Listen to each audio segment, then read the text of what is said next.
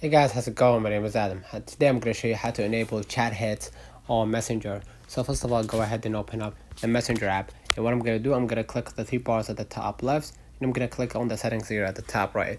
And basically what I'm going to do, I'm going to scroll a little bit down until the notifications and sounds. And basically make sure that the do not disturb is gray or toggled off, and the show previews are toggled on, and everything is toggled on to receive new messages, right? So once you double check and make sure that the settings as it is that I'm showing you right now, what I'm going to do next, I'm going to go back to my screen, follow the tutorial so you can know how it's done. Go ahead to the settings, basically scroll a little bit down until you find the Messenger app.